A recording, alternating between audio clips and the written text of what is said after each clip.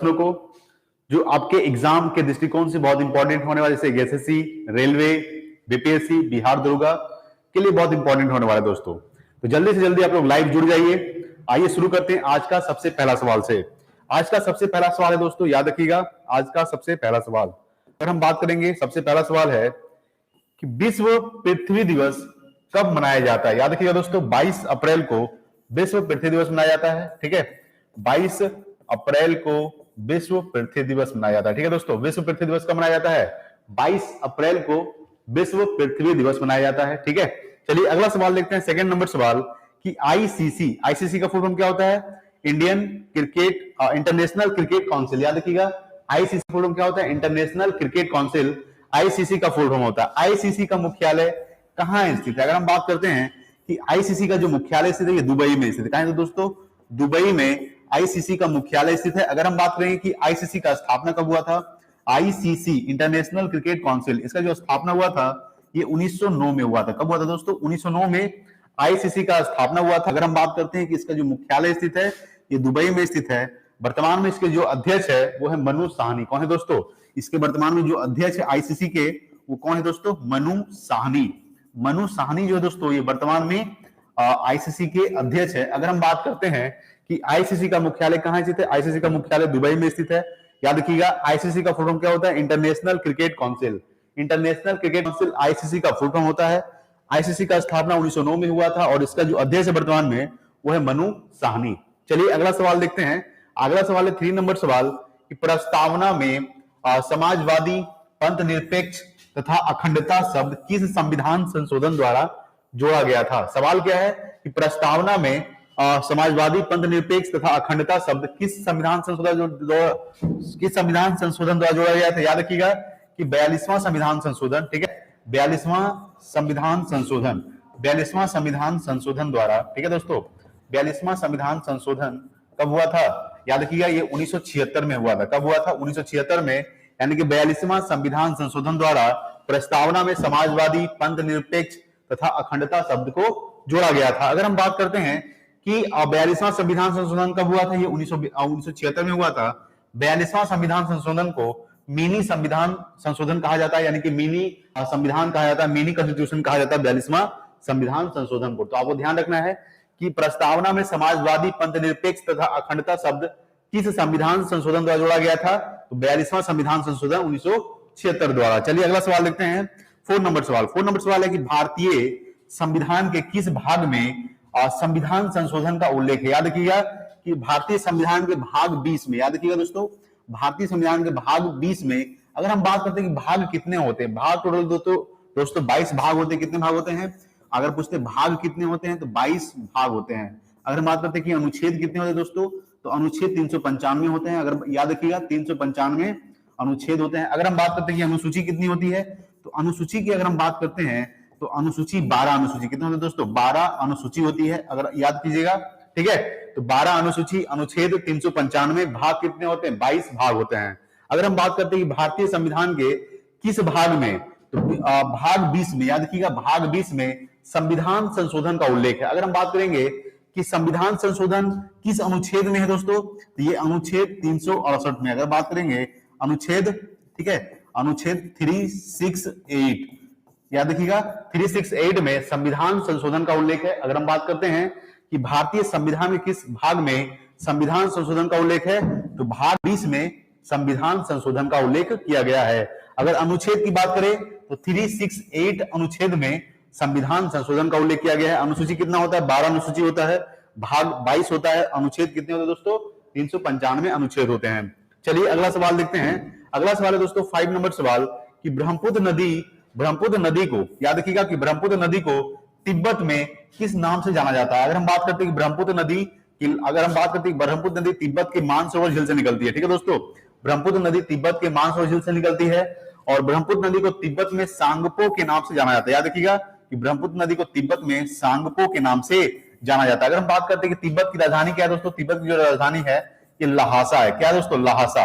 अगर हम बात करते हैं कि ब्रह्मपुत्र नदी तिब्बत के मानसरोवर झील से निकलती है और सबसे पहले भारत के अरुणाचल प्रदेश में प्रवेश करती है और अरुणाचल प्रदेश में दिहांग के नाम से जाना जाता है। याद रखिएगा कि अरुणाचल प्रदेश में, ठीक है, अरुणाचल प्रदेश में ब्रह्मपुत्र नदी को दिहांग के नाम से जाना जाता है। याद किया दोस्तों कि अरुणाचल प्रदेश की ब्रह्मपुत्र नदी को अरुणाचल प्रदेश में ब्रह्मपुत्र नदी को दिहांग के नाम से जाना जाता है। ठीक है, तो ब्रह्मपुत्र नदी, अगर हम बात करते हैं कि ब्रह्मपुत्र नदी की लंबाई कितनी है दोस्तों, तो ब्रह्मपुत्र नदी की जो लंबाई है वो 2900 किलोमीटर, कितना है दोस्तों, 2900 किलोमीटर है ब्रह्मपुत्र नदी की लंबाई। ठीक है दोस्तों, तो सवाल क्या था कि ब्रह्मपुत्र नदी को तिब्बत में किस नाम से जाना जाता है, तो ब्रह्मपुत्र नदी को तिब्बत में सांगपो के नाम से जाना जाता है। ठीक है, अरुणाचल प्रदेश में दिहांग के नाम से जाना जाता है। अगर हम बात करते हैं कि ब्रह्मपुत्र नदी को बांग्लादेश में, याद रखिएगा कि बांग्लादेश में जमुना के नाम से जाना जाता है।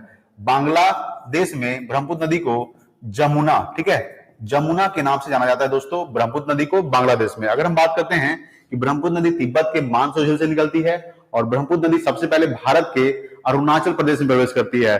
ब्रह्मपुत्र नदी को अरुणाचल प्रदेश में दिहांग के नाम से जाना जाता है। उसके बाद असम में प्रवेश करती है कौन दोस्तों, ब्रह्मपुत्र नदी, और एक द्वीप बनाती है जिसका नाम है माजुली द्वीप। याद रखिएगा कि माजुली द्वीप, ठीक है दोस्तों, माजुली द्वीप कौन सी है, ये सबसे बड़ी द्वीप है माजुली द्वीप, जो भारत की सबसे बड़ी द्वीप है माजुली द्वीप, जो कहां बनती है, ये असम में बनती है। कहां बनती है दोस्तों, असम में बनती है माजुली द्वीप। अगर हम बात करते हैं कि ब्रह्मपुत्र नदी को तिब्बत में सांगपो के नाम से, और ब्रह्मपुत्र नदी को अरुणाचल प्रदेश में दिहांग के नाम से, और ब्रह्मपुत्र नदी को बांग्लादेश में जमुना के नाम से जाना जाता है। ठीक है, चलिए अगला सवाल देखते हैं, 6 नंबर सवाल, कि मोहनजोदड़ो को क्या कहा जाता है। याद रखिएगा मोहनजोदड़ो को मृतकों का टीला कहा जाता है। याद रखिएगा मोहनजोदड़ो को मृतकों का टीला कहा जाता है। क्या कहा जाता है दोस्तों, मृतकों का टीला।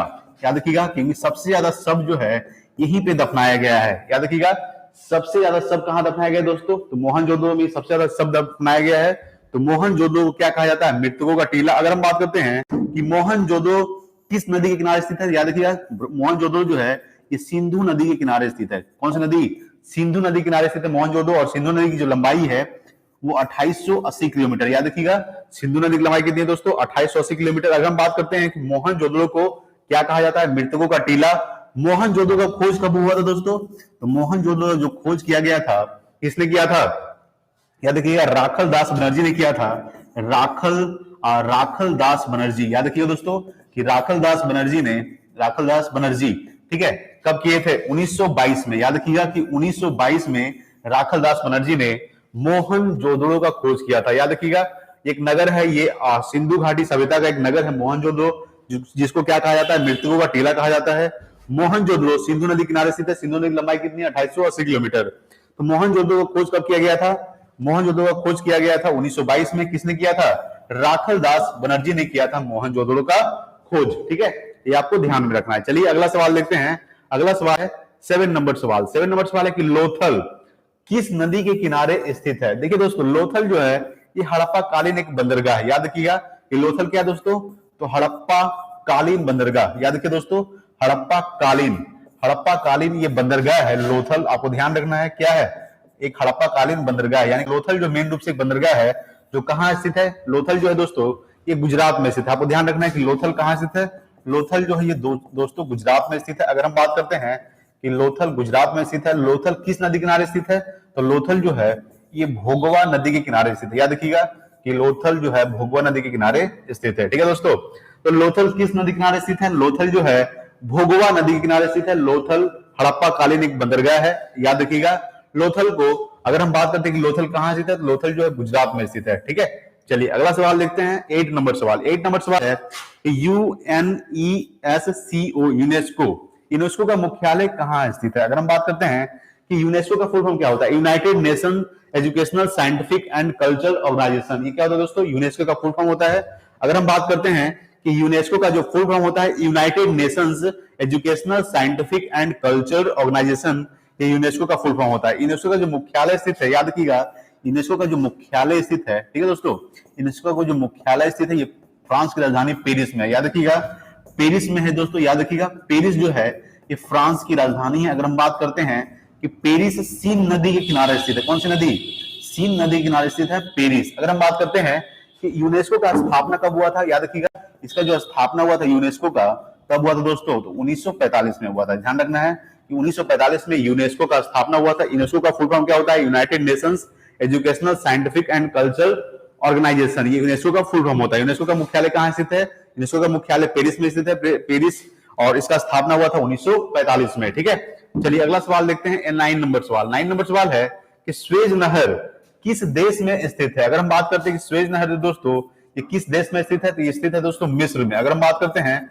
मिस्र की राजधानी क्या है दोस्तों, तो मिस्र की जो राजधानी वो काहिरा है। याद रखिएगा, काहिरा जो दोस्तों ये मिस्र की राजधानी है। अगर हम बात करते हैं कि स्वेज नहर लाल सागर और भूमध्य सागर को जोड़ता है। याद रखिएगा, लाल सागर और भूमध्य सागर को कौन कौन जोड़ता है? स्वेज नहर लाल सागर और भूमध्य सागर को जोड़ता है। लाल सागर और भूमध्य सागर, याद रखिएगा, लाल सागर और भूमध्य सागर को क्या करता है दोस्तों?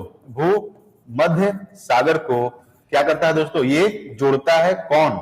लाल सागर और भूमध्य सागर को कौन जोड़ता है? स्वेज नहर जो है लाल सागर और भूमध्य सागर को जोड़ता है। स्वेज नहर मिस्र में स्थित है। मिस्र की जो राजधानी है वो काहिरा है दोस्तों। ठीक है, चलिए अगला सवाल देखते हैं, 10 नंबर सवाल कि तराइन का प्रथम युद्ध कब हुआ था? याद रखिएगा, तराइन का जो प्रथम युद्ध हुआ था, याद रखिएगा, प्रथम युद्ध कब हुआ था? 1191 में हुआ था। याद रखिएगा, तराइन का प्रथम युद्ध 1191 में हुआ था। किसके किसके बीच हुआ था? तो पृथ्वीराज चौहान और मोहम्मद गौरी के बीच। याद रखिएगा, पृथ्वीराज चौहान, ठीक है दोस्तों, पृथ्वीराज चौहान और मोहम्मद गौरी के बीच हुआ था। याद रखिएगा, मोहम्मद गौरी, ठीक है, पृथ्वीराज चौहान और मोहम्मद गौरी के बीच तराइन का प्रथम युद्ध हुआ था, जिसमें पृथ्वीराज चौहान क्या हुआ था दोस्तों? जीत गए थे। अगर हम द्वितीय युद्ध की बात करते हैं कि द्वितीय युद्ध यानी सेकंड युद्ध कब हुआ था? तराइन का द्वितीय युद्ध कब हुआ था? 1192 में हुआ था। ठीक है, याद रखिएगा, और 1192 में पृथ्वीराज चौहान और मोहम्मद गौरी के बीच हुआ था सेकंड युद्ध। ठीक है, जिसमें से पृथ्वीराज चौहान दूसरे युद्ध में हार गए थे। ठीक है, और दूसरे युद्ध में कौन जीत गए थे? मोहम्मद गौरी। ठीक है, सवाल क्या है कि तराइन का प्रथम युद्ध कब हुआ था? 1191 में हुआ था, और तराइन का दूसरा युद्ध 1192 में हुआ था। ठीक है दोस्तों, तराइन का प्रथम युद्ध पृथ्वीराज चौहान और मोहम्मद गौरी के बीच हुआ था, जिसमें पृथ्वीराज चौहान जीत गए थे। अगर हम बात करते हैं, और दूसरे युद्ध में पृथ्वीराज चौहान हार गए थे। ठीक है, तराइन के द्वितीय युद्ध में। और कौन जीते थे तराइन के द्वितीय युद्ध में? मोहम्मद गौरी जीत गए थे। चलिए अगला सवाल देखते हैं, 11 नंबर सवाल। 11 नंबर सवाल है कि पानीपत का द्वितीय युद्ध कब हुआ था? याद रखिएगा, पानीपत का जो प्रथम युद्ध हुआ था दोस्तों, ठीक है, पानीपत का प्रथम युद्ध कब हुआ था? 1526 में हुआ था। याद रखिएगा, द्वितीय युद्ध कब हुआ था पानीपत का? ये हुआ था 1556 में। पानीपत का दूसरा युद्ध हुआ था। अगर हम बात करते हैं पानीपत का तीसरा युद्ध कब हुआ था, तो पानीपत का जो तीसरा युद्ध हुआ था 1761 में हुआ था। ठीक है दोस्तों, याद रखिएगा। अगर हम बात करते हैं पानीपत का पहला युद्ध 1526 ईस्वी को बाबर और इब्राहिम लोदी के बीच हुआ था। किसके बीच हुआ था? बाबर और इब्राहिम लोदी के बीच। ठीक है दोस्तों, बाबर और इब्राहिम लोदी के बीच हुआ था। ठीक है, आपको ध्यान रखना है, बाबर और इब्राहिम लोदी के बीच पानीपत का प्रथम युद्ध हुआ था। पानीपत का दूसरा युद्ध 1556 ईस्वी में किसके बीच हुआ था? तो अकबर और हेमू के बीच में हुआ था। याद रखिएगा, अकबर और हेमू। ठीक है, अकबर और हेमू के बीच में हुआ था पानीपत का दूसरा युद्ध। अगर हम बात करते हैं पानीपत का तीसरा युद्ध कब हुआ था? 1761 ईस्वी को अब्दुल शाह अब्दाली और मराठों के बीच में हुआ था। याद रखिएगा, अब्दुल शाह अब्दाली, ठीक है, अब्दुल शाह अब्दाली और मराठों के बीच में हुआ था। याद रखिएगा, और मराठों, ठीक है, और मराठों के बीच में हुआ था। ठीक है दोस्तों, चलिए अगला सवाल देखते हैं। तो पहला सवाल क्या था? ये 11 नंबर सवाल है कि पानीपत का द्वितीय युद्ध कब हुआ था? तो पानीपत का जो द्वितीय युद्ध हुआ था 1761 ईस्वी में हुआ था। याद रखिएगा, पानीपत का द्वितीय युद्ध कब हुआ था? 1761 ईस्वी को। पानीपत का प्रथम युद्ध 1526 ईस्वी को। पानीपत का दूसरा युद्ध 1556 ईस्वी को। ठीक है, और 1761 ईस्वी को पानीपत का तीसरा युद्ध हुआ था। पानीपत का प्रथम युद्ध बाबर और इब्राहिम लोदी के बीच हुआ था, अकबर और हेमू के बीच दूसरा युद्ध, और तीसरा युद्ध अब्दुल शाह अब्दाली और मराठों के बीच में हुआ था। चलिए अगला सवाल देखते हैं, 12 नंबर सवाल कि वास्को डी गामा भारत कब आया था? याद रखिएगा दोस्तों, वास्को डी गामा जो भारत आया था कब आया था? समुद्री मार्ग खोज किया था वास्को डी गामा ने 1498 ईस्वी को। याद रखिएगा, 1498 ईस्वी को वास्को डी गामा भारत आया था। ठीक है, आपको ध्यान रखना है, वास्को डी गामा भारत कब आया था? 1498 ईस्वी को। कालीकट यानी कि कालीकट बंदरगाह पे आया था। ठीक है, आपको ध्यान रखना है। अगर हम बात करते हैं कि अगर हम बात करते हैं कि अमेरिका का खोज किसने किया था दोस्तों? अमेरिका का खोज किया था कोलंबस ने। याद रखिएगा कि अमेरिका का खोज जब किया गया था किसके द्वारा किया गया था? कोलंबस ने अमेरिका का खोज किया था। अगर हम बात करते हैं कब किए थे? ये किया था 1492 ईस्वी को। याद रखिएगा कि 1492 ईस्वी को अमेरिका का खोज यानी कि अमेरिका का खोज किसने किया था? समुद्री मार्ग खोज कोलंबस ने किया था। कब किया था? 1492 ईस्वी को। और 1498 ईस्वी को वास्को डी गामा ने भारत का यानी भारत के समुद्री मार्ग का खोज किया था। ठीक है, चलिए अगला सवाल देखते हैं, 13 नंबर सवाल। 13 नंबर सवाल है कि गदर पार्टी का स्थापना किसने किया था? याद रखिएगा, अगर हम बात करते हैं कि गदर पार्टी का जो स्थापना हुआ था दोस्तों, गदर पार्टी का जो स्थापना हुआ था कब हुआ था? ये 1913 में हुआ था। अगर हम बात करते हैं कि गदर पार्टी का स्थापना किसने किया था? आगा खां ने किया था। किसने किया था? यानी कि संस्थापक कौन थे दोस्तों? संस्थापक जो थे ये आगा खां थे। आपको ध्यान रखना है, आगा खां। ठीक है, आगा खां ने क्या चीज का स्थापना किए थे? आगा खां ने, यानी कि गदर पार्टी का स्थापना कब हुआ था? किसने किया था? आगा खान ने 1913 ईस्वी में गदर पार्टी का स्थापना हुआ था। ये स्थापना कहां किया गया था? सैन फ्रांसिस्को में किया गया था, जो कहां पड़ता है? ये अमेरिका में पड़ता है। ठीक है, ये आपको ध्यान में रखना। अगला 14 नंबर सवाल कि भारतीय रिजर्व बैंक का राष्ट्रीयकरण कब किया गया था? याद रखिएगा कि भारतीय रिजर्व बैंक का जो राष्ट्रीयकरण किया गया था ये 1949 में किया गया था। कब किया गया था? 1949 में भारतीय रिजर्व बैंक का राष्ट्रीयकरण किया गया था। अगर हम बात करते हैं कि भारतीय रिजर्व बैंक का स्थापना कब हुआ था दोस्तों, तो जो इसका स्थापना हुआ था आपको याद रखना है 1 अप्रैल 1935 में हुआ था। याद रखिएगा 1 अप्रैल 1935 को किसका स्थापना किया गया था? ये आरबीआई का स्थापना किया गया था। याद रखिएगा 1 अप्रैल 1935 को आरबीआई का स्थापना किया गया था। अगर हम बात करते हैं कि वर्तमान में इसके गवर्नर कौन है दोस्तों, तो वर्तमान में जो उसका गवर्नर है वो शक्तिकांत दास है। याद रखिएगा शक्तिकांत दास। ठीक है, शक्तिकांत दास जो है ये वर्तमान में आरबीआई के गवर्नर है, जो 25वें गवर्नर है। क्या गवर्नर है? 25वें गवर्नर है आरबीआई के। ठीक है, आरबीआई के 25वें गवर्नर कौन है? भारतीय रिजर्व बैंक के, तो वह दोस्तों शक्तिकांत दास। अगर हम बात करते हैं कि भारतीय रिजर्व बैंक का राष्ट्रीयकरण कब किया गया था? 1949 में किया गया था। इसका स्थापना कब हुआ था? 1 अप्रैल 1935 को। वर्तमान में इसके जो गवर्नर है वो शक्तिकांत दास है, जो 25वें गवर्नर है। ठीक है, चलिए अगला सवाल देखते हैं। 15 नंबर सवाल। 15 नंबर सवाल है कि ताजे पानी की विश्व की सबसे बड़ी झील कौन सी है? याद रखिएगा दोस्तों सुपीरियर झील। ठीक है, ताजे पानी की विश्व की सबसे बड़ी झील कौन सी है दोस्तों? सुपीरियर झील। याद रखिएगा सुपीरियर। ठीक है, सुपीरियर झील जो है दोस्तों, सुपीरियर झील जो है ये क्या है दोस्तों? सुपीरियर झील जो है ये विश्व की सबसे बड़े ताजे पानी की विश्व की सबसे बड़ी झील कौन सी है दोस्तों? सुपीरियर झील ताजे पानी की सबसे बड़ी झील है। ठीक है, चलिए अगला सवाल देखते हैं। 16 नंबर सवाल कि राष्ट्रपति को शपथ कौन दिलाता है? याद रखिएगा दोस्तों अगर हम बात करते हैं कि मुख्य न्यायाधीश, ठीक है, याद रखिएगा भारत के मुख्य न्यायाधीश जो है ये राष्ट्रपति को शपथ दिलाता है। याद रखिएगा दोस्तों भारत के जो मुख्य न्यायाधीश होते हैं, भारत के मुख्य न्यायाधीश, ठीक है, भारत के मुख्य न्यायाधीश जो होते हैं दोस्तों, मुख्य न्यायाधीश, अगर हम बात करते हैं कि भारत के मुख्य न्यायाधीश शपथ दिलाते हैं किनको? तो राष्ट्रपति को। ठीक है, चलिए भारत के मुख्य न्यायाधीश, ठीक है, भारत के मुख्य न्यायाधीश जो दोस्तों ये क्या करता है? शपथ दिलाता है किसको? तो राष्ट्रपति को। अगर हम बात करते हैं कि वर्तमान में राष्ट्रपति कौन है दोस्तों? द्रौपदी मुर्मू। याद रखिएगा द्रौपदी मुर्मू जो है ये वर्तमान में भारत के 15वें राष्ट्रपति है। अगर बात करते हैं कि कहां की रहने वाली है, ये उड़ीसा की रहने वाली, उड़ीसा के मयूरभंज जिला की रहने वाली है दोस्तों।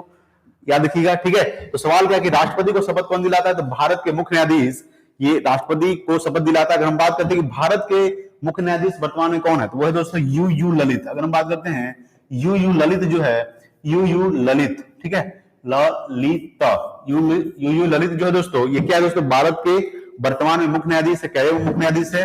ये 49वें नंबर के मुख्य न्यायाधीश है। अगर हम बात करते हैं कि 49वें नंबर के मुख्य न्यायाधीश कौन है भारत के? यू ललित जो है ये 49वें नंबर के मुख्य न्यायाधीश है। अगर हम बात करते हैं कि राष्ट्रपति को शपथ कौन दिलाता है, वो भारत के मुख्य न्यायाधीश दिलाते हैं। और मुख्य न्यायाधीश कौन है वर्तमान में? यू ललित जो 49वें नंबर की है। भारत के वर्तमान में राष्ट्रपति कौन है? द्रौपदी मुर्मू, ये 15वें राष्ट्रपति है। अगर हम बात करते हैं कि राष्ट्रपति जो है ये भारत के प्रथम नागरिक होते हैं। अगर हम बात करते हैं कि राष्ट्रपति का उल्लेख, अगर हम बात करें कि राष्ट्रपति का जो उल्लेख है वो संविधान के किस अनुच्छेद में है, तो आर्टिकल 52 में। याद रखिएगा आर्टिकल 52 में कहा गया है कि भारत का एक राष्ट्रपति होगा। इसके जो अगर हम बात करते हैं कि इसका उम्र यानी बनने की उम्र क्या है दोस्तों? इसका है 35 वर्ष। कितना है दोस्तों? 35 वर्ष से राष्ट्रपति बनने की उम्र। अगर हम बात करते हैं कि प्रधानमंत्री बनने की न्यूनतम उम्र कितनी है दोस्तों? तो वह दोस्तों 25 वर्ष। ठीक है, कितनी है? 25 वर्ष। अगर हम बात करते हैं कि पंचायत में कितना है दोस्तों, यानी मुखिया बनने की, वो है 21 वर्ष। राज्यसभा का कितना है दोस्तों?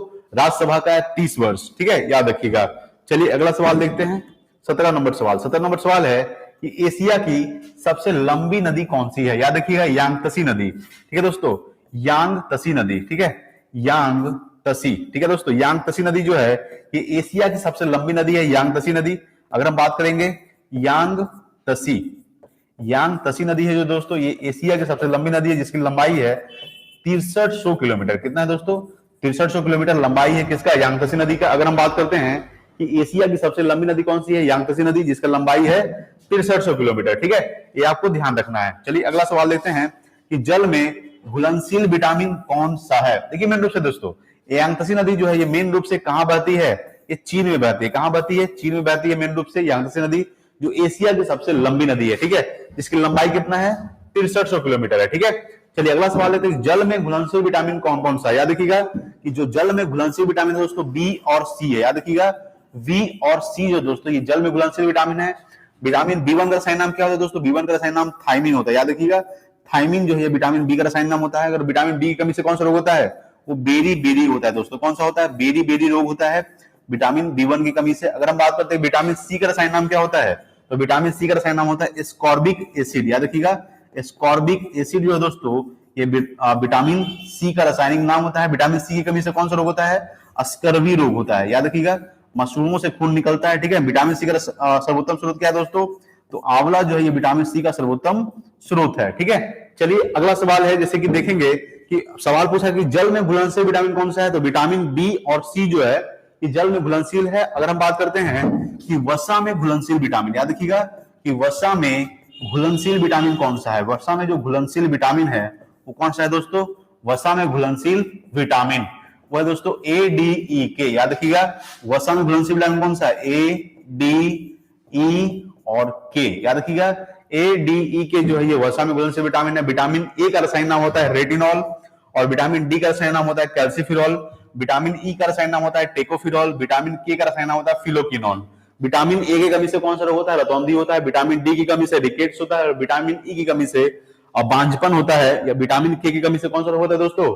तो विटामिन के की कमी से होता है, याद रखिएगा, फिलोकिनोन। विटामिन के का रसायन नाम होता है रक्त का थक्का ना जमना, विटामिन के की कमी से होता है, ठीक है। तो सवाल क्या था कि जल में घुलनशील विटामिन कौन कौन सा है? विटामिन बी और सी जल में घुलनशील है और वसा में घुलनशील विटामिन ए डी ई के, ठीक है। विटामिन सी का रसायन नाम एस्कॉर्बिक एसिड। विटामिन सी का कमी से स्कर्वी रोग होता है। विटामिन सी का सर्वोत्तम स्रोत आंवला। विटामिन बी का रसायन नाम क्या होता है? थायमिन। विटामिन बी की कमी से कौन सा रोग होता है? बेरी बेरी होता है। चलिए अगला सवाल देखते हैं, 19 नंबर सवाल। 19 नंबर सवाल है कि भगत सिंह, सुखदेव और राजगुरु को फांसी कब दिया गया था? तो 23 मार्च 1931 को, याद रखिएगा 23 मार्च 1931 को, ठीक है। 23 मार्च 1931 को क्या दिया गया था दोस्तों? तो भगत सिंह, सुखदेव और राजगुरु को फांसी दिया गया था। मोपला विद्रोह कब हुआ था दोस्तों? तो ये 1921 में हुआ था, याद रखिएगा। ये कब हुआ था मोपला विद्रोह? याद रखिएगा ये कब हुआ था? 1921 में मोपला विद्रोह हुआ था। कहां हुआ था दोस्तों? तो ये केरल में हुआ था, याद रखिएगा। केरल, ठीक है। केरल मालाबार में हुआ था। जो मालाबार कहां पर था दोस्तों? केरल में हुआ था, याद रखिएगा, ठीक है। कहां हुआ था? केरल, ठीक है। अगर हम बात करते हैं कि मोपला विद्रोह कब हुआ था? 1921 में मोपला विद्रोह हुआ था। कहां हुआ था? केरल में हुआ था। केरल की कौन सी जगह पे? ये मालाबार में हुआ था। कहां हुआ था दोस्तों? मालाबार में हुआ था, ठीक है। चलिए अगला सवाल देखते हैं। अगला सवाल है 21 नंबर सवाल कि अजंता और एलोरा की जो गुफा है ये किस राज्य में स्थित है? ये महाराष्ट्र में स्थित है, याद रखिएगा। अजंता और एलोरा की जो गुफा है दोस्तों ये कहां स्थित है? ये महाराष्ट्र में स्थित है। अगर हम बात करते हैं महाराष्ट्र राजधानी क्या है दोस्तों? मुंबई। और मुंबई को 7 टापुओं का शहर कहा जाता है। वर्तमान में महाराष्ट्र के जो मुख्यमंत्री है वो कौन है दोस्तों? वर्तमान में महाराष्ट्र के मुख्यमंत्री एकनाथ शिंदे, याद रखिएगा, एकनाथ शिंदे, ठीक है। एकनाथ शिंदे जो है दोस्तों ये वर्तमान में महाराष्ट्र के मुख्यमंत्री हैं, ठीक है। ये आपको ध्यान रखना है। तो अजंता और एलोरा की जो गुफा है ये किस राज्य में स्थित है? ये महाराष्ट्र में स्थित है, ठीक है। चलिए अगला सवाल देखते हैं 22 नंबर सवाल कि मानव शरीर में सबसे छोटी हड्डी कौन सी? याद रखिएगा ये मानव शरीर में सबसे छोटी है दोस्तों स्टेपीज, जो कान की हड्डी होती है, याद रखिएगा। स्टेपीज जो है ये मानव शरीर की सबसे छोटी हड्डी है, जो कहां होता है दोस्तों? ये कान में होता है, याद रखिएगा कि मानव शरीर में सबसे छोटी हड्डी कौन सी है? स्टेपीज मानव शरीर में सबसे छोटी हड्डी है, जो कहां होता है? कान में होता है, ठीक है। चलिए अगला सवाल देखते हैं। अगला है 23 नंबर सवाल कि उज्बेकिस्तान और डेनमार्क की राजधानी क्या है? याद रखिएगा उज्बेकिस्तान की जो राजधानी है दोस्तों ये ताशकंद, याद रखिएगा। ताशकंद जो है दोस्तों ये वर्तमान में उज्बेकिस्तान की राजधानी है। अगर हम बात करेंगे कि डेनमार्क की राजधानी क्या है दोस्तों? कोपनहेगन, याद रखिएगा, कोपनहेगन, ठीक है। कोपनहेगन जो है दोस्तों ये वर्तमान में कौन है? कोपनहेगन वर्तमान में डेनमार्क की राजधानी है और ताशकंद जो है ये उज्बेकिस्तान की राजधानी है, ठीक है। तो रविंद्रनाथ टैगोर को नोबेल पुरस्कार कब दिया गया था? 1913 में, याद रखिएगा। नोबेल पुरस्कार की शुरुआत 1901 में हुआ था और 1913 में रविंद्रनाथ टैगोर को नोबेल पुरस्कार दिया गया था, ठीक है। जन गण मन की रचयिता कौन है दोस्तों? याद रखिएगा जन गण मन, ठीक है। जन गण मन के जो रचयिता है दोस्तों याद रखिएगा कौन है? यह है रविंद्रनाथ टैगोर, याद रखिएगा रविंद्रनाथ टैगोर। रविंद्रनाथ टैगोर जो है ये जन मन गण के रचयिता है रविंद्रनाथ टैगोर, ठीक है। अगर हम बात करते हैं कि इनको नोबेल पुरस्कार कब दिया गया था? 1913 में इनको नोबेल पुरस्कार दिया गया था। नोबेल पुरस्कार की शुरुआत हुई थी 1901 में हुआ था, ठीक है। याद रखिएगा कि 1901 में नोबेल पुरस्कार की शुरुआत हुई थी और कितने क्षेत्रों में दिया जाता है? ये 6 क्षेत्रों में दिया जाता है नोबेल पुरस्कार, ठीक है। तो रविंद्रनाथ टैगोर को नोबेल पुरस्कार 1913 में दिया गया था और जन गण मन के रचयिता थे वो रविंद्रनाथ टैगोर थे। अगर हम बात करते हैं कि वंदे मातरम की रचयिता कौन है दोस्तों?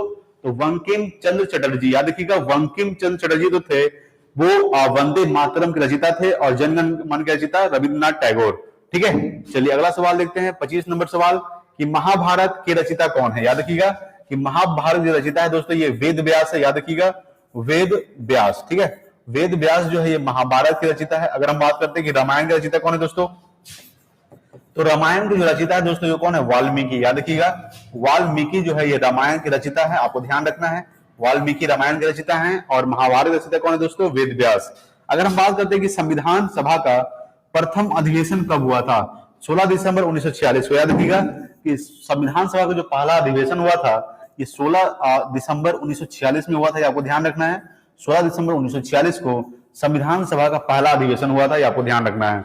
16 दिसंबर 1946 को संविधान सभा का प्रथम अधिवेशन कब हुआ था, 16 दिसंबर 1946 को। चलिए अगला सवाल देखते हैं 27 नंबर सवाल है कि कोयला कितने प्रकार का होता है। याद रखिएगा कोयला जो है ये दोस्तों 4 प्रकार का होता है। कितने प्रकार का होता है, कोयला 4 प्रकार का होता है। सबसे पहला होता है एंथ्रासाइट। अगर हम बात करते हैं एंथ्रासाइट, एंथ्रासाइट सबसे प्रथम कोयला दोस्तों।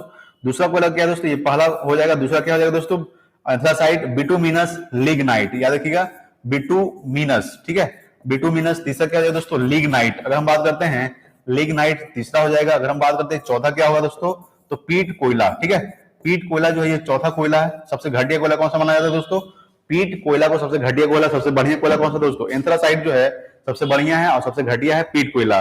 तो कोयला कितने प्रकार का होता है, कोयला 4 प्रकार का होता है, एंथ्रासाइट बिटुमिनस लिग्नाइट और पीट कोयला। सबसे सर्वोत्तम कोयला किसे माना जाता है, एंथ्रासाइट को। सबसे घटिया कोयला पीट कोयला को माना जाता है। चलिए अगला सवाल देखते हैं 28 नंबर। हम लोग जो कोयला यूज करते हैं घरों में वो बिटुमिनस का यूज करते हैं। कौन सा यूज करते हैं, बिटुमिनस का यूज करते हैं घरों में। ठीक है, भोपाल गैस कांड कब हुआ था दोस्तों, तो भोपाल गैस कांड 1984 में हुआ था। याद रखिएगा 1984 को भोपाल गैस कांड हुआ था। भोपाल गैस कांड में गैस रिसाव हुआ था, उस गैस का क्या नाम था दोस्तों, गैस का जो नाम था मिथाइल आइसोसाइनेट। याद रखिएगा मिथाइल आइसोसाइनेट। ठीक है, मिथाइल आइसोसाइनेट ये गैस का नाम था जो रिसाव हुआ था, साइनेट। ठीक है, भोपाल गैस कांड में मिथाइल आइसोसाइनेट गैस रिसाव हुआ था। ये कब हुआ था, 1984 में हुआ था। आपको ध्यान रखना है हजारों लोग मारे गए थे, इसमें गैस रिसाव हो गया था। ठीक है, तो इसमें हजारों लोग मारे गए थे भोपाल गैस कांड में। ये 1984 में हुआ था। जो गैस का जो रिसाव हुआ था उस गैस का क्या नाम था, मिथाइल आइसोसाइनेट। ठीक है, ये आपको ध्यान रखना है। और ये भोपाल गैस कांड कहां हुआ था, मध्य प्रदेश में हुआ था। ठीक है, क्योंकि भोपाल मध्य प्रदेश की राजधानी क्या है दोस्तों, भोपाल। ठीक है, सबसे ज्यादा बाघ कहां पाया जाता है दोस्तों, मध्य प्रदेश में। और सबसे ज्यादा जंगल भी मध्य प्रदेश में पाया जाता है, ये आपको ध्यान रखना है। ठीक है, चलिए सबसे अगला सवाल देखते हैं 29 नंबर सवाल कि हल्दी घाटी, बक्सर और प्लासी का युद्ध कब हुआ था। याद रखिएगा हल्दी घाटी का युद्ध हुआ था दोस्तों 1576 ईस्वी को। याद रखिएगा कि 1576 ईस्वी को हल्दी घाटी का युद्ध हुआ था। ठीक है, बक्सर का युद्ध हुआ था दोस्तों 1764 ईस्वी को, आपको ध्यान रखना है। 1764 में बक्सर का युद्ध हुआ था। प्लासी का युद्ध हुआ था 1757 को। ठीक है, 1757 को प्लासी का युद्ध, बक्सर का युद्ध 1764 और 1576 ईस्वी को हल्दी घाटी का युद्ध हुआ था, ये आपको ध्यान में रखना है। अगला है 30 नंबर सवाल कि वर्तमान भारत में कितने राज्य और कितने केंद्र शासित प्रदेश है। याद रखिएगा राज्य की संख्या अगर बात करते हैं कि भारत में 28 राज्य है। ठीक है, अगर हम केंद्र शासित प्रदेश के बारे में बात करते हैं तो वर्तमान में 8 केंद्र शासित प्रदेश है। कौन कौन से दोस्तों, जम्मू कश्मीर, लद्दाख, दिल्ली, चंडीगढ़, पुदुचेरी, अंडमान निकोबार, दादरा नगर हवेली और दमन दीप। ठीक है, ये दोनों एक ही है दोस्तों। ठीक है, और लक्षद्वीप करीब 8 हो ही गया होगा। दिल्ली, ठीक है, दिल्ली, लद्दाख, जम्मू कश्मीर, पुदुचेरी, अंडमान निकोबार, लक्षद्वीप, ठीक है, दादरा नगर हवेली और दमन दीप। ठीक है, ये टोटल क्या है दोस्तों, तो टोटल 8 केंद्र शासित प्रदेश है और वर्तमान में जो राज्य की संख्या कितनी है, 28 राज्य है। ठीक है, चलिए अगला सवाल देखते हैं। अगला सवाल है 31 नंबर सवाल। 31 नंबर सवाल है कि रामकृष्ण मिशन की स्थापना कब हुआ था। याद रखिएगा रामकृष्ण मिशन की जो स्थापना हुआ था दोस्तों, इसका जो स्थापना हुआ था अगर हम बात करते हैं, ये कब हुआ था, ये हुआ था 1897 में हुआ था। कब हुआ था, 1897 में रामकृष्ण मिशन की स्थापना हुआ था। इसके संस्थापक कौन थे दोस्तों, इसके जो संस्थापक थे, याद रखिएगा संस्थापक कौन थे, तो संस्थापक थे, अगर हम बात करते हैं कि रामकृष्ण मिशन की जो स्थापना कब हुआ था, 1897 में हुआ था। इसके जो संस्थापक थे, याद रखिएगा इसके संस्थापक कौन है दोस्तों, कमेंट बॉक्स में जरूर बताइएगा। अगर हम बात करते हैं संस्थापक कौन थे, देखिए संस्थापक थे रविंद्रनाथ टैगोर नहीं थे दोस्तों। अगर हम बात करते हैं, चलिए अगला सवाल देखते हैं कि क्यूबा और हवाना, क्यूबा और वियतनाम की राजधानी क्या है दोस्तों, तो क्यूबा की राजधानी दोस्तों हवाना।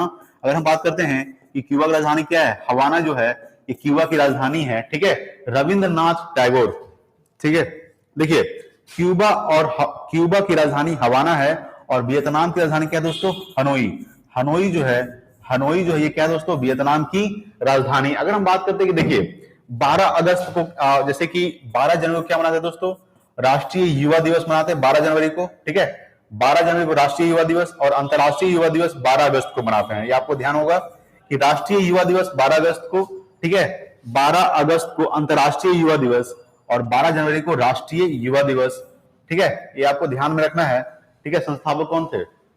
चलिए अगला सवाल देखते हैं, 31 नंबर सवाल। अगला देखते हैं 33 नंबर सवाल। 33 नंबर सवाल है कि लोकटक झील किस राज्य में स्थित है? याद रखिएगा लोकटक झील है दोस्तों, ये मणिपुर में, याद रखिएगा मणिपुर, ठीक है, मणिपुर में स्थित है दोस्तों लोकटक झील।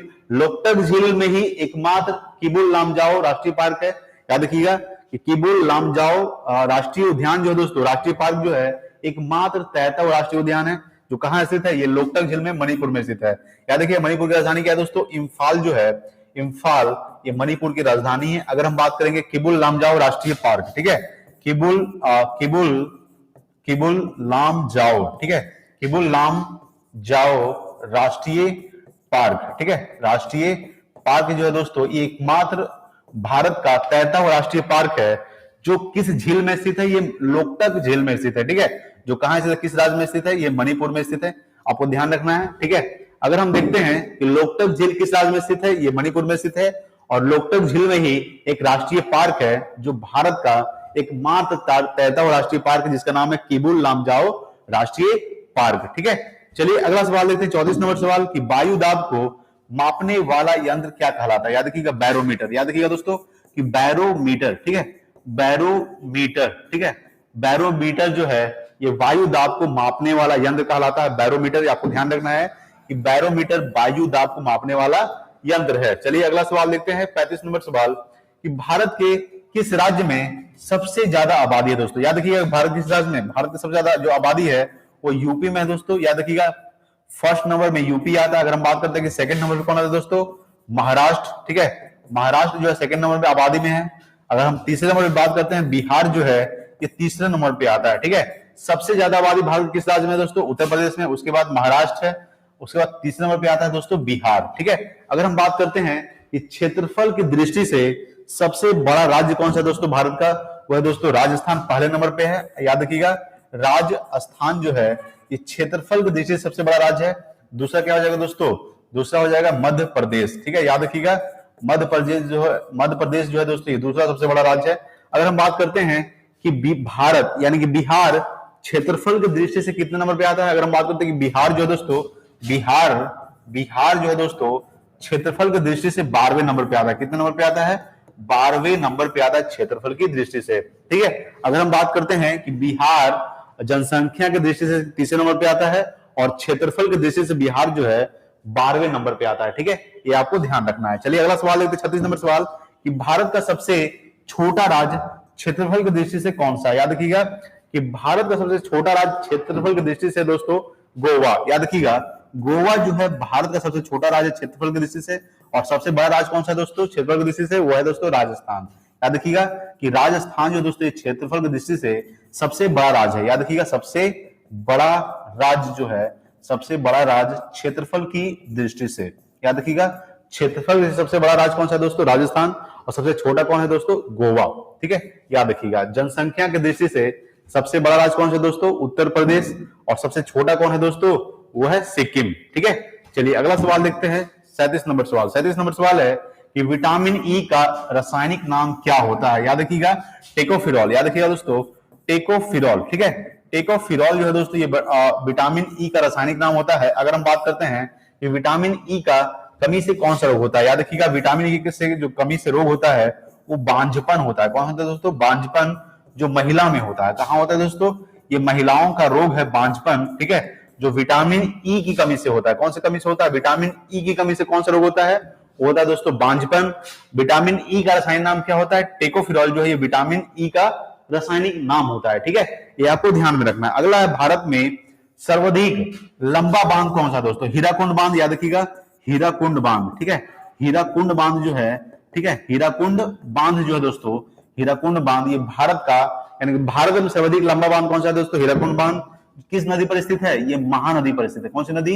महानदी पर स्थित है। किस राज्य में स्थित है दोस्तों हीराकुंड बांध? ये दोस्तों उड़ीसा में स्थित है। कहां स्थित है?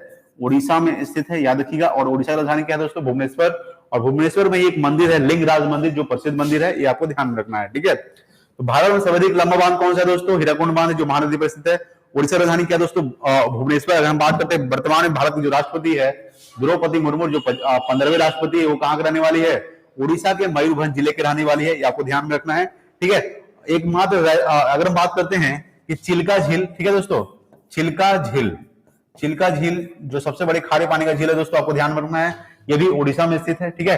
कोणार्क मंदिर, याद रखिएगा, कोणार्क मंदिर जिसे हम ब्लैक पगोडा के नाम से जानते हैं, ठीक है, ये भी कहां से दोस्तों? ये भी उड़ीसा में स्थित है, ठीक है। जगन्नाथ मंदिर, कोणार्क मंदिर, याद रखिएगा। लिंगराज मंदिर, ये भी उड़ीसा में स्थित है, ठीक है। चलिए अगला सवाल देखते हैं, 39 नंबर सवाल। 39 नंबर सवाल आपके सामने कि भारतीय राष्ट्रीय कांग्रेस के प्रथम मुस्लिम अध्यक्ष कौन थे? याद रखिएगा कि भारतीय राष्ट्रीय कांग्रेस के प्रथम मुस्लिम अध्यक्ष दोस्तों बदरुद्दीन तैयबजी, याद रखिएगा। बदरुद्दीन तैयबजी जो थे, याद रखिएगा, बदरुद्दीन तैयबजी, याद रखिए दोस्तों। बदरुद्दीन तैयबजी जो थे, तैयबजी ये क्या थे दोस्तों? बदरुद्दीन तैयबजी ये भारतीय राष्ट्रीय कांग्रेस के प्रथम मुस्लिम अध्यक्ष थे, बदरुद्दीन तैयबजी। भारतीय राष्ट्रीय कांग्रेस का स्थापना कब हुआ दोस्तों? तो भारतीय राष्ट्रीय कांग्रेस का स्थापना किया गया था, याद रखिएगा, ठीक है। आपको याद होगा 1885 को, याद रखिएगा 1885 को। किसके द्वारा? तो ए.ओ. होम के द्वारा, ठीक है। ए.ओ. होम के द्वारा भारतीय राष्ट्रीय कांग्रेस का स्थापना किया गया था। कब किया गया था? 1885 में किया गया था, ठीक है। और भारतीय राष्ट्रीय कांग्रेस के जो प्रथम मुस्लिम अध्यक्ष थे वो बदरुद्दीन तैयबजी थे, ये आपको ध्यान में रखना है। अगला है 40 नंबर की स्वराज पार्टी का स्थापना कब किसने किया था? तो स्वराज पार्टी का स्थापना किया गया था 1923 में मोतीलाल नेहरू और चित्तरंजन दास ने किया था, याद रखिएगा। संस्थापक कौन है दोस्तों? संस्थापक जो थे, याद रखिएगा, संस्थापक कौन है दोस्तों? तो मोतीलाल नेहरू और चित्तरंजन दास, याद रखिएगा कि मोतीलाल नेहरू, ठीक है, मोतीलाल नेहरू और चित्तरंजन दास, ठीक है दोस्तों। मोतीलाल नेहरू और चित्तरंजन दास, ठीक है, चित्तरंजन दास ने कब? तो 1923 में, याद रखिएगा। कब हुआ था दोस्तों इसका स्थापना? हुआ था 1923 में, आपको ध्यान में रखना है कि 1923 में मोतीलाल नेहरू और चित्तरंजन दास ने स्वराज पार्टी का स्थापना किया था, ये आपको ध्यान में रखना है, ठीक है। चलिए अगला सवाल देखते हैं, 41 नंबर सवाल। 41 नंबर सवाल है कि भारत में मीठे पानी की सबसे बड़ी झील कौन सी है दोस्तों? याद रखिएगा। विश्व में सबसे बड़ी मीठे पानी का झील क्या था? सुपीरियर झील। भारत में सबसे बड़ी मीठे पानी का झील कौन सी है दोस्तों? ये दोस्तों बुल्लर झील, याद रखिएगा कि बुल्लर झील जो है दोस्तों ये भारत में सबसे बड़ी मीठे पानी का झील है, जो कहां स्थित है? ये जम्मू कश्मीर में स्थित है, जेके, याद रखिएगा कि जम्मू कश्मीर में भारत में सबसे बड़ी मीठे पानी का झील बुल्लर झील, जो जम्मू कश्मीर में स्थित है। विश्व में सबसे बड़ी मीठे पानी का झील सुपीरियर झील, ठीक है, ये आपको ध्यान में रखना है। अगर हम बात करते हैं कि भारत में सबसे बड़े खारे पानी का झील, वह दोस्तों चिल्का झील, जो सबसे बड़े खारे पानी का झील है ये चिल्का झील है। चिल्का झील एक ऐसा झील है दोस्तों, लैगून झील है। लैगून झील का मतलब क्या होता है कि झील का पानी समुद्र में और समुद्र का पानी झील में आ जाए, उसे हम लैगून झील बोलते हैं। और ये चिल्का झील जो है ये सबसे बड़े खारे पानी का झील है भारत का, जो उड़ीसा में स्थित है। कहां से दोस्तों? उड़ीसा में, ठीक है। एक संभार झील है दोस्तों, याद रखिएगा, संभार झील, ठीक है, संभार झील है दोस्तों, संभार झील ये कहां से दोस्तों? ये भी खारे पानी का झील है, संभार झील, ये राजस्थान में स्थित है। कहां स्थित है? राजस्थान में स्थित है संभार झील, जो खारे पानी का झील है, संभार झील, ये भी आपको ध्यान रखना है, ठीक है। पुलिकट झील ये स्थित है दोस्तों आंध्र प्रदेश और तमिलनाडु के बॉर्डर पर स्थित है, याद रखिएगा, पुलिकट झील, ठीक है। दोनों में विवाद चलता है। अगर हम बात करते हैं 42 नंबर सवाल कि असहयोग आंदोलन की शुरुआत कब हुई थी? याद रखिएगा, असहयोग आंदोलन की शुरुआत दोस्तों ये 1920 में हुआ था और 1922 तक चला था। कहां तक चला था? 1922 तक। इसका जो शुरुआत किए थे वो कौन किए थे दोस्तों? असहयोग आंदोलन का जो शुरुआत किए थे वो महात्मा गांधी ने किए थे। और 1922 में असहयोग आंदोलन को स्थगित कर दिया गया था। क्यों स्थगित कर दिया गया था? क्योंकि चौरा चौरी घटना के बाद, यानी कि 5 फरवरी 1922 को, याद रखिएगा कि 5 फरवरी 1922 को कौन सी घटना हुई थी? चौरी चौरा कांड हुआ, जो जिसमें 22 लोग मारे गए थे, ठीक है, याद रखिएगा। और ये जो घटना हुआ था, चौरी चौरी घटना, कब हुआ, कहां हुआ था? ये गोरखपुर में हुआ था। कहां हुआ था दोस्तों? गोरखपुर में हुआ था। गोरखपुर कहां पड़ता है? यूपी में पड़ता है, याद रखिएगा दोस्तों, ठीक है। तो चौरी चौरा घटना हुआ जो हुआ था 5 फरवरी 1922 को, कौन सी घटना था? चौरा चौरी कांड, याद रखिएगा, चौरा चौरी कांड जो हुआ था 5 फरवरी 1922 में हुआ था, ठीक है। यहाँ पे पुलिस स्टेशन में आग लगा दिया था दोस्तों, इसमें करीब कितने लोग मारे गए थे? 22 लोग मारे गए थे। जो घटना हुआ था गोरखपुर में हुआ था, ये कहां पड़ता है? यूपी यानी कि उत्तर प्रदेश, ठीक है। तो असहयोग आंदोलन की शुरुआत कब हुई थी? 1920 में शुरुआत हुई थी और इसका जो अंत है यानी कि इसको 1922 में स्थगित कर दिया गया था। किस घटना के बाद? तो चौरा चौरी घटना के बाद, क्योंकि 22 लोग मारे गए थे 5 फरवरी 1922 को ये घटना हुआ था। ठीक है, चलिए अगला सवाल देखते हैं।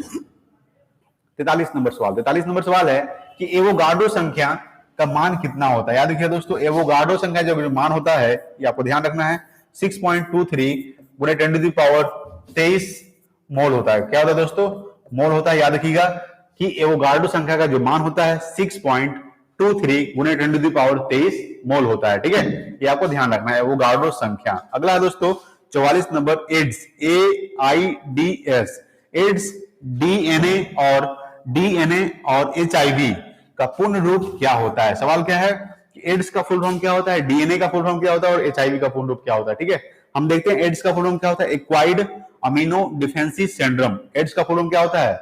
एक्वायर्ड अमीनो डिफेंसी सिंड्रोम, ये एड्स का फुल फॉर्म होता है। डीएनए का फुल फॉर्म क्या होता है? Deoxyribo nucleic acid. क्या होता है दोस्तों?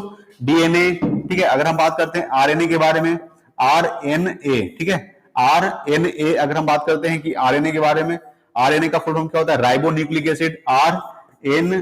ठीक है, आरएनए का फुल फॉर्म क्या होता है? Ribo nucleic acid. डीएनए का डीऑक्सीराइबो न्यूक्लिक एसिड। अगर हम बात करते हैं एचआईवी का, ह्यूमन अमीनो वायरस। ठीक है, ह्यूमन अमीनो वायरस एचआईवी का फुल फॉर्म होता है। ठीक है, एचआईवी, डीएनए, आरएनए, एड्स, ये एक्वायर्ड अमीनो डिफेंसी सिंड्रोम, ये एड्स का पूर्ण रूप होता है। ठीक है, चलिए अगला सवाल देखते हैं। 45 नंबर सवाल। 45 नंबर सवाल है कि ग्राम पंचायत का उल्लेख संविधान के किस अनुच्छेद में किया गया? दोस्तों याद रखिएगा कि ग्राम पंचायत का जो उल्लेख किया गया दोस्तों, ये अनुच्छेद 40 में किया गया। याद रखिएगा कि अनुच्छेद 40 में। ठीक है, याद रखिएगा अनुच्छेद 40 में किसका उल्लेख किया गया दोस्तों? अनुच्छेद 40 में ग्राम पंचायत का उल्लेख किया गया है, ये आपको ध्यान रखना है। ठीक है, अगला है 46 नंबर की स्थानीय स्वशासन का जनक किसे कहा जाता है? याद रखिएगा दोस्तों, स्थानीय स्वशासन का जनक कहा जाता है लॉर्ड रिपन को। ठीक है, लॉर्ड रिपन को, लॉर्ड रिपन। ठीक है, लॉर्ड रिपन को स्थानीय स्वशासन का जनक कहा जाता है, ये आपको ध्यान में रखना है। अगला है दोस्तों 47 नंबर सवाल कि पीतल किसका मिश्रण होता है? याद रखिएगा, पीतल जो है तांबा और जस्ता का मिश्रण होता है। याद रखिएगा, तांबा, ठीक है, और जस्ता। ठीक है दोस्तों, तांबा और जस्ता का मिश्रण होता है दोस्तों। कौन? तो पीतल जो है, तांबा का संकेत क्या होता है? कॉपर, जिसको, ठीक है, कॉपर यानी कि Cu, जिंक का संकेत क्या होता है दोस्तों? Zn होता है। इसका परमाणु संख्या 30 होता है। कितना होता है दोस्तों?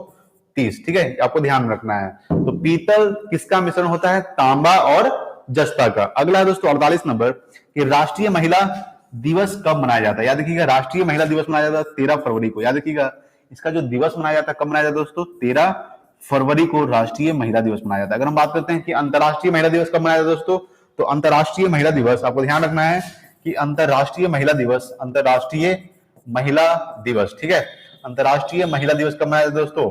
तो 8 मार्च को। ठीक है, 8 मार्च को अंतरराष्ट्रीय महिला दिवस मनाया जाता है। ठीक है, अंतरराष्ट्रीय महिला दिवस कब मनाया जाता है? 8 मार्च को। ठीक है, स्वामी विवेकानंद। याद रखिए दोस्तों, स्वामी विवेकानंद जी ने, ठीक है, सवाल मेरा पिछला क्या था देख लेते हैं, जो हमने छोड़ा था एक सवाल था। ठीक है, देख लेते हैं कि रामकृष्ण मिशन की स्थापना कब हुई थी? याद रखिएगा, इसका जो स्थापना हुआ था ये 1897 में हुआ था। ठीक है, स्वामी विवेकानंद ने किए थे रामकृष्ण मिशन की स्थापना। ठीक है, स्वामी विवेकानंद जी ने किए थे रामकृष्ण मिशन की स्थापना। कब हुआ था? 1897 में हुआ था। ठीक है, ये आपको ध्यान रखना है। चलिए अगला सवाल देखते हैं हम लोग। अगला सवाल जो देख रहे थे वो क्या था? अगला सवाल देखते हैं 47 नंबर सवाल था कि पीतल किसका मिश्रण है? तांबा और जस्ता का मिश्रण है दोस्तों, पीतल। अगर हम बात करते हैं कि राष्ट्रीय महिला दिवस कब मनाया जाता है? राष्ट्रीय महिला दिवस 13 फरवरी को मनाया जाता है। अगर हम बात करते हैं कि अंतरराष्ट्रीय महिला दिवस 8 मार्च को मनाया जाता है। ठीक है, चलिए अगला सवाल देखते हैं। अगला सवाल है 49 नंबर सवाल कि दुधवा नेशनल पार्क किस राज्य में स्थित है? अगर हम बात करते हैं कि दुधवा नेशनल पार्क जो है ये यूपी यानी कि उत्तर प्रदेश में स्थित है दोस्तों, दुधवा नेशनल पार्क। ठीक है, यूपी की राजधानी क्या है दोस्तों? लखनऊ। लखनऊ जो है दोस्तों किस नदी किनारे स्थित है? लखनऊ जो है गोमती नदी के किनारे स्थित है। आपको ध्यान रखना है कि गोमती नदी किनारे कौन स्थित है? लखनऊ जो है गोमती नदी किनारे स्थित है। दुधवा नेशनल पार्क किस राज्य में स्थित है? ये यूपी में स्थित है दोस्तों, आपको ध्यान रखना है। चलिए अगला सवाल देखते हैं। कैपिटल जी, आप देख रहे हैं ये कैपिटल जी का मान कितना होता है? तो कैपिटल जी का जो मान होता है दोस्तों, याद रखिएगा 6.67 गुने 10 टू द पावर 11। ठीक है, याद रखिएगा 6.67 गुने 10 to the power -11 newton metre square. ठीक है, न्यूटन मीटर स्क्वायर पर केजी स्क्वायर। क्या होता है दोस्तों? न्यूटन मीटर स्क्वायर पर केजी स्क्वायर। ये कैपिटल जी का मान होता है, याद रखिएगा 6.67 गुणे 10⁻⁻11 होता है। एक होता है दोस्तों स्मॉल जी, याद रखिएगा कौन होता है दोस्तों, स्मॉल जी का मान होता है 9.8 मीटर पर सेकेंड स्क्वायर, ठीक है। याद रखिएगा कैपिटल जी का मान क्या होता है 6.67 गुणे 10⁻11 न्यूटन मीटर स्क्वायर पर केजी स्क्वायर। स्मॉल जी का मान होता है 9.8 मीटर पर सेकेंड स्क्वायर, ठीक है। चलिए अगला सवाल देखते हैं। अगला सवाल 51 नंबर सवाल कि भारत के कितने राज्य पाकिस्तान के साथ सीमा साझा करता है। याद रखिएगा भारत के 3 राज्य, याद रखिएगा दोस्तों भारत के 3 राज्य कौन कौन सा। सबसे पहला राज्य दोस्तों गुजरात, अगर हम बात करते हैं गुजरात, ठीक है, गुजरात। दूसरा क्या हो जाएगा दोस्तों राजस्थान, ठीक है, राजस्थान। अगर हम बात करते हैं तीसरा के बारे में तो पंजाब, ठीक है। गुजरात, राजस्थान और पंजाब जो ये 3 जो राज्य है, सबसे पहला क्या है दोस्तों गुजरात, ठीक है, दूसरा क्या है राजस्थान। अगर हम तीसरा की बात करते हैं तो तीसरा दोस्तों पंजाब, सबसे ज्यादा राजस्थान। याद रखिएगा कि सबसे ज्यादा पाकिस्तान के साथ राजस्थान सीमा साझा करता है, यानी कि भारत के 3 राज्य पाकिस्तान के साथ सीमा साझा करता है। कितना केंद्र शासित प्रदेश, तो एक केंद्र शासित प्रदेश कौन है दोस्तों, जम्मू कश्मीर, ठीक है। जम्मू कश्मीर पाकिस्तान के साथ सीमा साझा करता है। एक जम्मू कश्मीर क्या है दोस्तों, एक केंद्र शासित प्रदेश बना दिया गया है। 370 धारा हटने के बाद जम्मू कश्मीर को केंद्र शासित प्रदेश बना दिया गया है, ठीक है। तो गुजरात, राजस्थान और पंजाब जो है ये 3 राज्य जो है भारत के, ये पाकिस्तान के साथ सीमा साझा करता है। किसके साथ, पाकिस्तान के साथ। पाकिस्तान की राजधानी क्या है दोस्तों, तो इस्लामाबाद, याद रखिएगा इस्लामाबाद जो है ये पाकिस्तान की राजधानी है, ठीक है। पाकिस्तान के वर्तमान जो प्रधानमंत्री है वो शहबाज शरीफ है। क्या है दोस्तों, शहबाज शरीफ वर्तमान में पाकिस्तान के प्रधानमंत्री हैं, ठीक है। ये आपको ध्यान रखना है कि भारत के 3 राज्य गुजरात, राजस्थान और पंजाब, 3 राज्य पाकिस्तान के साथ सीमा साझा करता है और एक केंद्र शासित प्रदेश जम्मू कश्मीर सीमा साझा करता है। सबसे ज्यादा सीमा राजस्थान करता है पाकिस्तान के साथ, ठीक है। भारत और पाकिस्तान के बीच कौन सी रेखा है दोस्तों, तो भारत और पाकिस्तान के बीच है रेड क्लिफ रेखा। कौन सी रेखा है, रेड क्लिफ रेखा भारत और पाकिस्तान के बीच में, ये आपको ध्यान में रखना है, ठीक है। अगला दोस्तों 52 नंबर सवाल कि रतौंधी किस विटामिन की कमी के कारण होता है। याद रखिएगा विटामिन ए, ठीक है। याद रखिएगा कि विटामिन ए की कमी से कौन सा रोग होता है, तो विटामिन ए की कमी से होता है दोस्तों रतौंधी, ये आपको ध्यान रखना है, ठीक है। तो विटामिन सी की कमी से स्कर्वी रोग होता है, विटामिन डी1 की कमी से बेरी होता है, विटामिन डी की कमी से रिकेट्स होता है, विटामिन के की कमी से रक्त का थक्का ना जमना, ठीक है, ये होता है कमी। अगर हम बात करते हैं कि रतौंधी किस विटामिन की कमी के कारण होता है, तो विटामिन ए की कमी से रतौंधी होता है। विटामिन ए का जो रासायनिक नाम होता है ये दोस्तों रेटिनॉल होता है। क्या होता है, रेटिनॉल जो है ये विटामिन ए का रासायनिक नाम होता है। विटामिन ए का सर्वोत्तम स्रोत क्या है दोस्तों, तो गाजर जो है विटामिन ए का सर्वोत्तम स्रोत है, ठीक है, आपको ध्यान रखना है।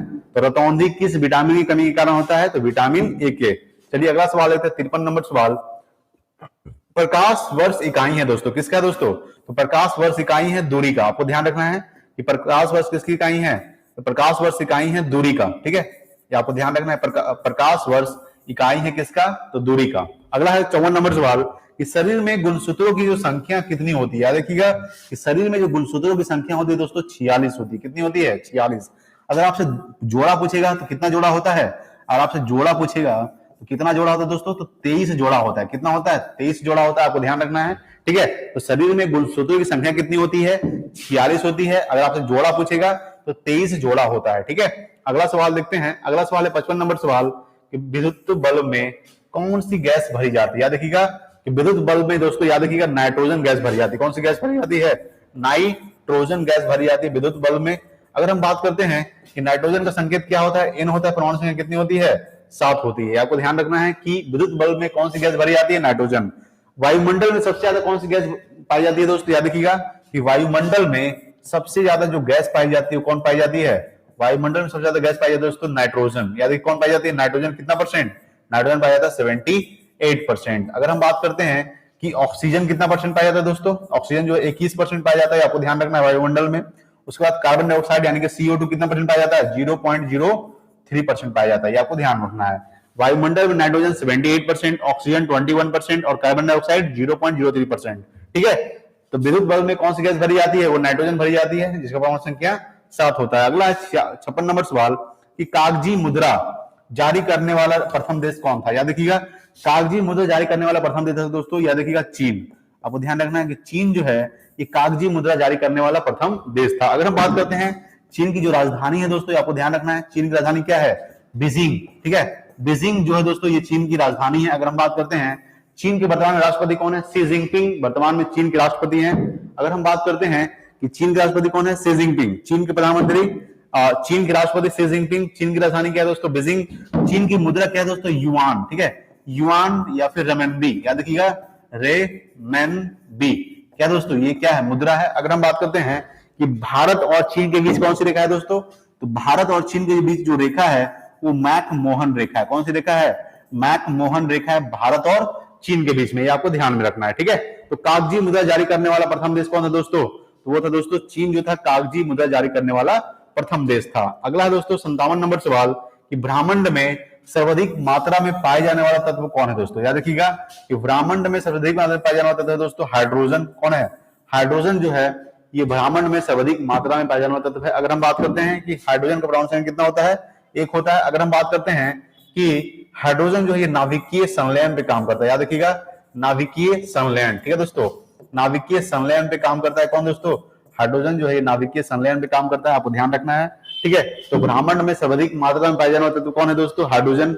और वायुमंडल में सर्वाधिक मात्रा में पाए जाने वाला तत्व कौन है दोस्तों? नाइट्रोजन। आपको याद रखना है कि ब्रह्मांड में हाइड्रोजन पाया जाता है सबसे ज्यादा और वायुमंडल में नाइट्रोजन पाया जाता है। ठीक है, चलिए अगला सवाल देखते हैं 58 नंबर सवाल कि भारत के कितने राज्य समुद्र के साथ सीमा साझा करता है? याद रखिएगा कि भारत के 9 राज्य। ठीक है, भारत के 9 राज्य जो दोस्तों ये समुद्र के साथ सीमा साझा करता है। सबसे पहला क्या हो जाएगा? गुजरात। याद रखिएगा, लिख लीजिए गुजरात। ठीक है, गुजरात। क्या हो? दूसरा क्या हो जाएगा दोस्तों? महाराष्ट्र। गुजरात, महाराष्ट्र। ठीक है, तीसरा क्या हो जाएगा दोस्तों? गोवा। गोवा। चौथा क्या हो जाएगा दोस्तों? कर्नाटक। याद रखिएगा, कर्नाटक।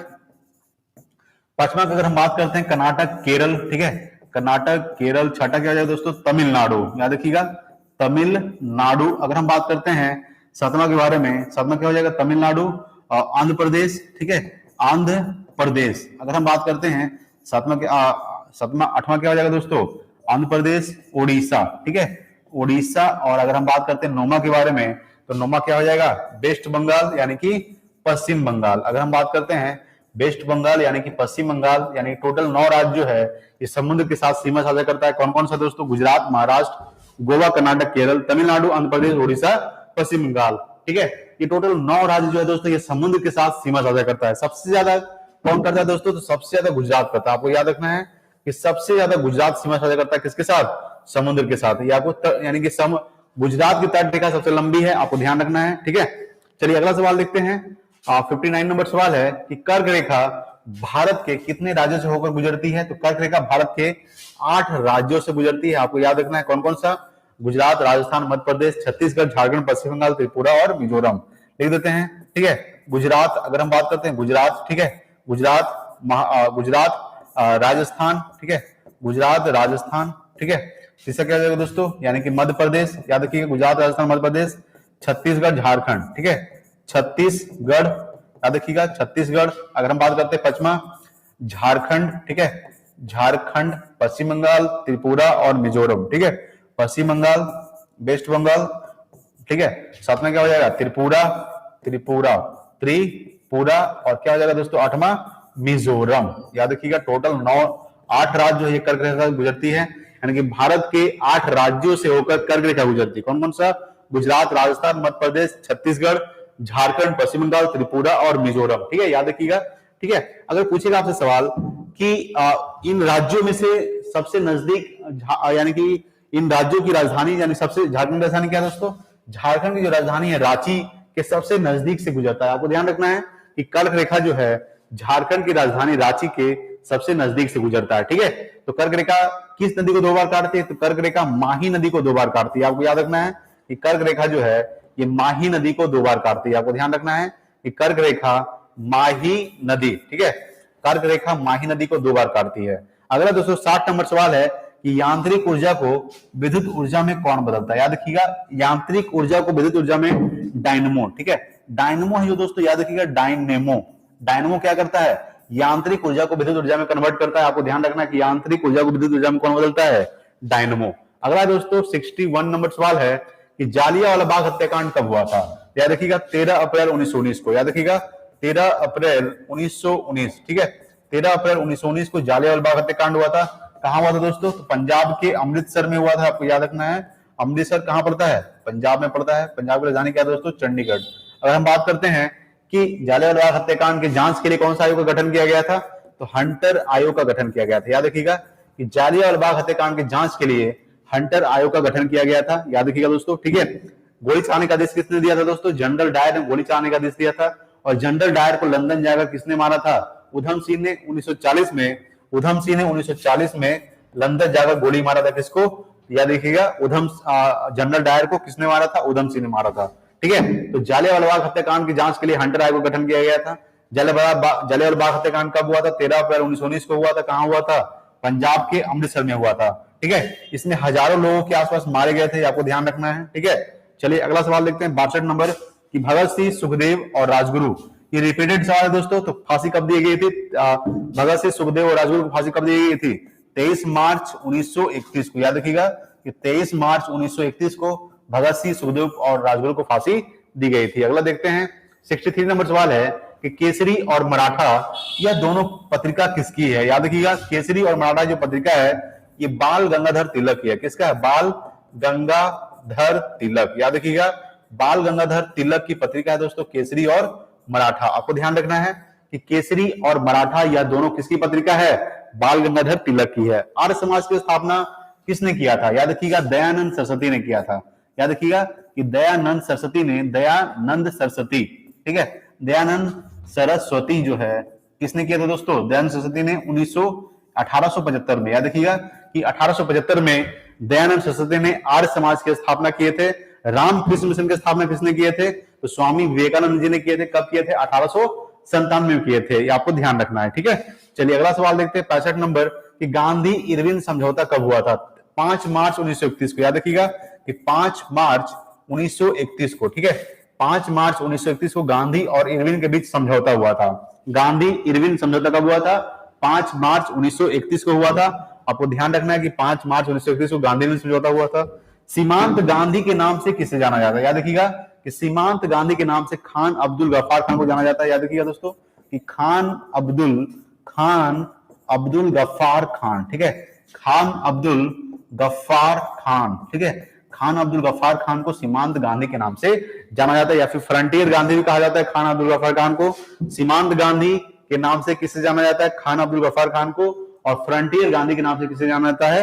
तो खान अब्दुल गफ्फार खान को। चलिए अगला सवाल देखते हैं, 67 नंबर सवाल। 67 नंबर सवाल है कि प्रार्थना समाज के संस्थापक कौन थे? याद रखिएगा, प्रार्थना समाज के संस्थापक थे आत्माराम पांडुरंग, ठीक है, आत्माराम पांडुरंग, ठीक है, आत्माराम पांडुरंग जी तो दोस्तों याद रखिएगा प्रार्थना समाज के संस्थापक थे। ठीक है।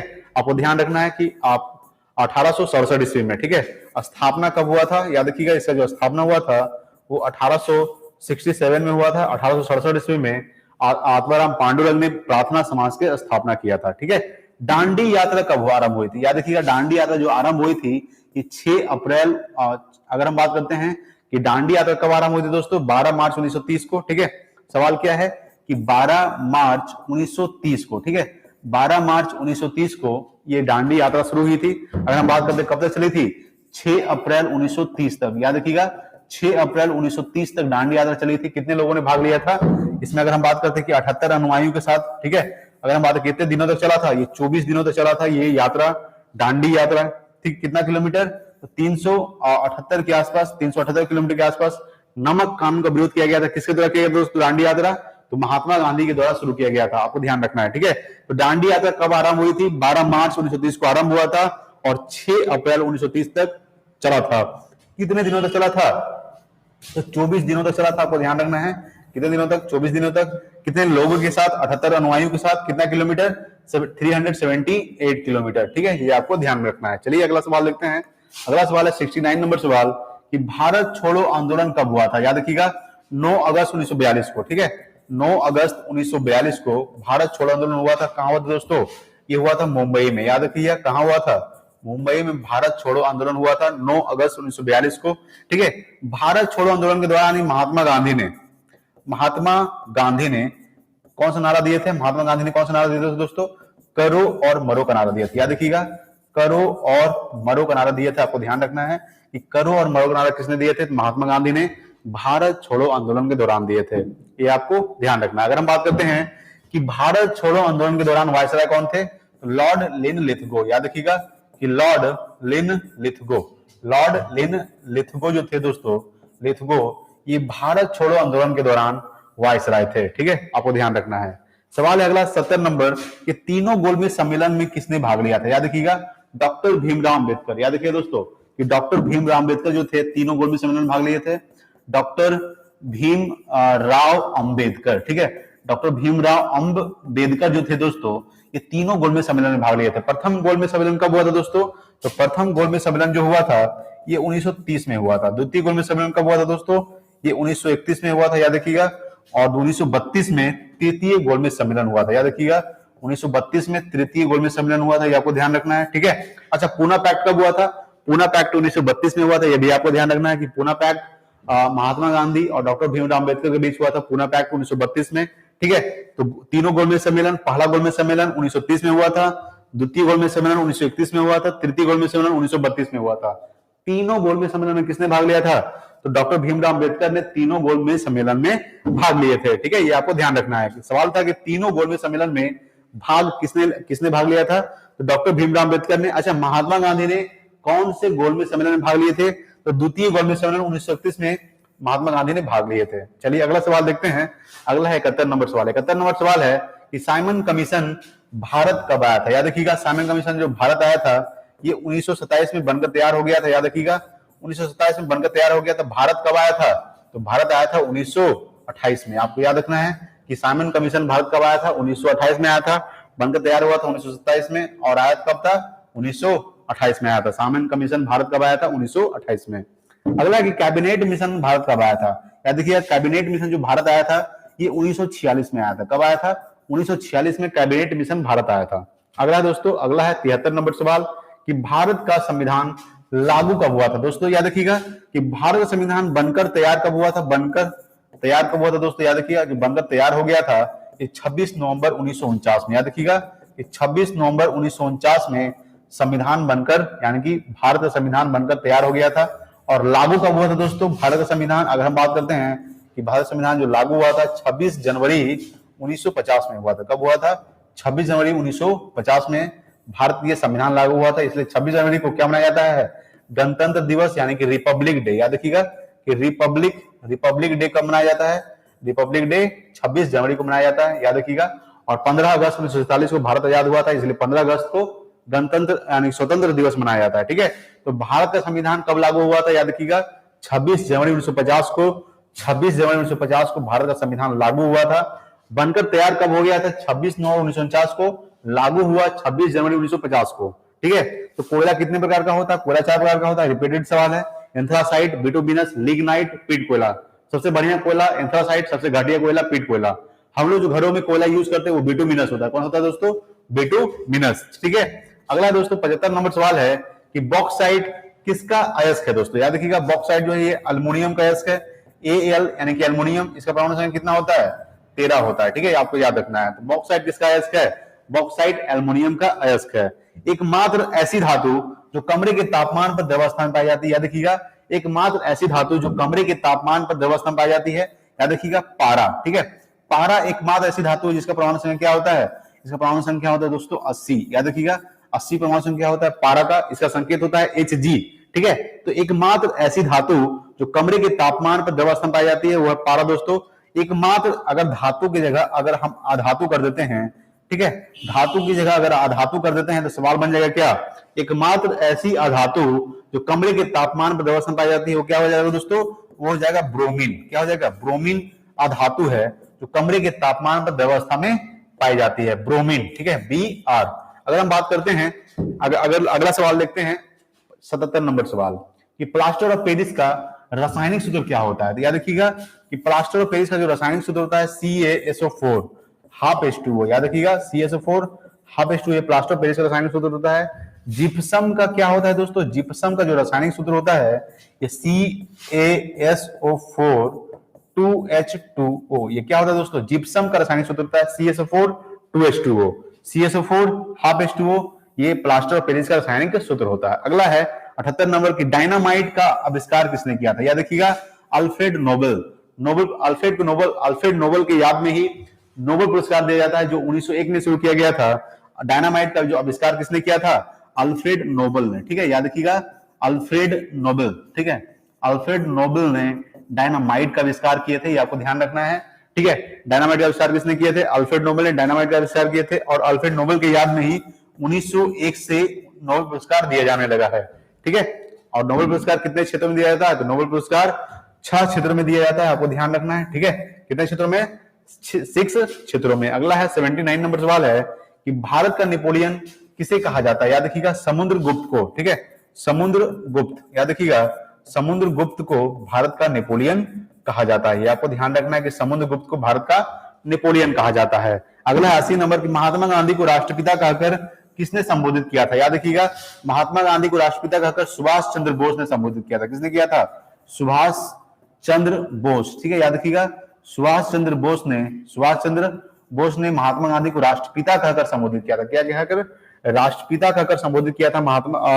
सुभाष चंद्र बोस ने महात्मा गांधी को राष्ट्रपिता कहकर संबोधित किया था। अगर हम बात करते हैं कि सुभाष चंद्र बोस जी का जन्म कब हुआ था? याद रखिएगा, 23 जनवरी, याद रखिएगा 23 जनवरी 1897 को। याद रखिएगा कि 23 जनवरी 1897 ईस्वी को, 1897 में दोस्तों याद रखिएगा रामकृष्ण मिशन का स्थापना हुआ था, ठीक है। रामकृष्ण मिशन का स्थापना हुआ था 1897 में, स्वामी विवेकानंद जी ने किए थे, ठीक है। तो महात्मा गांधी को राष्ट्रपिता कहकर किसने संबोधित किया था? सुभाष चंद्र बोस ने किए थे। सुभाष चंद्र बोस जी का जो जन्म हुआ था ये 23 जनवरी 1897 में हुआ था, इसलिए 23 जनवरी को पराक्रम दिवस मनाया जाता है। क्या मनाया जाता है? पराक्रम दिवस मनाया जाता है 23 जनवरी को। याद रखिएगा कि पराक्रम दिवस, ठीक है। पराक्रम दिवस कब मनाया जाता है दोस्तों? तो 23 जनवरी को पराक्रम दिवस, सुभाष चंद्र बोस जी की जयंती के ऊपर पराक्रम दिवस 23 जनवरी को मनाया जाता है, ठीक है। अगर हम बात करते हैं कि इनका जन्म कहां हुआ था, किस राज्य में हुआ था, तो ये उड़ीसा में हुआ था, उड़ीसा के कटक में, ठीक है। उड़ीसा के कटक, याद रखिएगा उड़ीसा के कटक में इनका जन्म हुआ था, आपको ध्यान रखना है। अगला देखते हैं 81 नंबर सवाल। 81 नंबर सवाल है कि चौरी चौरा घटना कब हुआ था? ये 5 फरवरी 1922 को। याद रखिएगा 5 फरवरी 1922 को चौरी चौरा घटना हुआ था, और इस घटना के बाद, ठीक है, याद रखिएगा इसी घटना के बाद असहयोग आंदोलन को स्थगित कर दिया गया था। किसके द्वारा? महात्मा गांधी के द्वारा, ठीक है। तो 5 फरवरी 1922 को चौरा चौरी घटना हुआ था। ये कहां हुआ था? ये गोरखपुर में हुआ था। कहां हुआ था दोस्तों? गोरखपुर में हुआ था, आपको ध्यान रखना है। गोरखपुर कहां पड़ता है? यूपी में हुआ था, आपको, ठीक है। अगर हम बात करते हैं कि इसमें कितने लोग मारे गए थे, तो इसमें स्टेशन में पुलिस स्टेशन में आग लगा दिया था, इसमें करीब 22 पुलिसकर्मी मारे गए थे, ठीक है। तो चौरी चौरा घटना कब हुआ था? 5 फरवरी 1922 को। अगला है दोस्तों 82 नंबर की DRDO, Defence Research Development Organisation. Defence Research Development Organisation DRDO का फुल फॉर्म होता है। अगर हम बात करते हैं कि DRDO का जो स्थापना जो हुआ था दोस्तों, ये कब हुआ था? DRDO का स्थापना कब हुआ था? अगर हम बात करते हैं कि DRDO का स्थापना हुआ था 1958 को, DRDO का स्थापना हुआ था। DRDO का जो मुख्यालय स्थित है ये नई दिल्ली में स्थित है, ठीक है। तो DRDO का स्थापना कब हुआ था? 1958 को DRDO का स्थापना हुआ था। DRDO का full form Defence Research Development Organisation. अगला है दोस्तों 83 नंबर सवाल। 83 नंबर सवाल है कि क्षेत्रफल की दृष्टि से दूसरा सबसे बड़ा देश कौन सा दोस्तों? याद रखिएगा कि क्षेत्रफल की दृष्टि से दूसरा सबसे बड़ा देश है दोस्तों कनाडा। कौन है? कनाडा जो है क्षेत्रफल की दृष्टि से दूसरा सबसे बड़ा देश है। अगर हम पूछते हैं पहला सबसे बड़ा देश कौन है दोस्तों, तो रूस जो है ये पहले नंबर पे आता है। अगर हम बात करते हैं दूसरा क्या हो जाएगा? कनाडा। अगर हम बात करते हैं 7वें नंबर पे कौन है दोस्तों? 7वें नंबर पे क्या जाएगा? याद रखिएगा भारत जो है ये 7वें नंबर पे है। क्षेत्रफल की दृष्टि से भारत 7वें नंबर पे है, और जनसंख्या के मामले में भारत 1 नंबर पे है दोस्तों, ठीक है। याद रखिएगा क्षेत्रफल की दृष्टि से दूसरा सबसे बड़ा देश कौन है दोस्तों? कनाडा। इसकी राजधानी क्या होता है? ओटावा, ठीक है। याद रखिएगा ओटावा जो इसकी राजधानी है, ठीक है। सबसे ज्यादा पंजाबी कहां रहता है दोस्तों? कनाडा। और कनाडा को मिनी पंजाब के रूप में भी जाना जाता है, ठीक है। अगला सवाल देखते हैं 84 नंबर सवाल कि ब्रह्मपुत्र नदी की लंबाई कितनी है दोस्तों? याद रखिएगा ब्रह्मपुत्र नदी की जो लंबाई है दोस्तों, आपको ध्यान रखना है, इसकी जो लंबाई है, अगर हम बात करते हैं इसकी जो लंबाई है 2900 किलोमीटर। कितना है? 2900 किलोमीटर, ठीक है। ब्रह्मपुत्र नदी को तिब्बत में किस नाम से जाना जाता है दोस्तों ब्रह्मपुत्र नदी को? तो तिब्बत में ब्रह्मपुत्र नदी को सांगपो कहा जाता है। क्या कहा जाता है? सांगपो, याद रखिएगा। और ब्रह्मपुत्र नदी को अरुणाचल प्रदेश में, यानी कि भारत के अरुणाचल प्रदेश में सबसे पहले प्रवेश करती है, और अरुणाचल प्रदेश में ब्रह्मपुत्र नदी को दिहांग के नाम से जाना जाता है। याद रखिएगा ब्रह्मपुत्र नदी को दिहांग के नाम से जाना जाता है। उसके बाद ब्रह्मपुत्र नदी को बांग्लादेश में, याद रखिएगा कि बांग्लादेश में ब्रह्मपुत्र नदी को किस नाम से जाना जाता है? तो जमुना के नाम से जाना जाता है। याद रखिएगा। तो सबसे पहले अगर हम बात करते हैं कि ब्रह्मपुत्र नदी तिब्बत के मानसरोवर झील से निकलती है, और तिब्बत में ब्रह्मपुत्र नदी को सांगपो के नाम से जाना जाता है, ठीक है।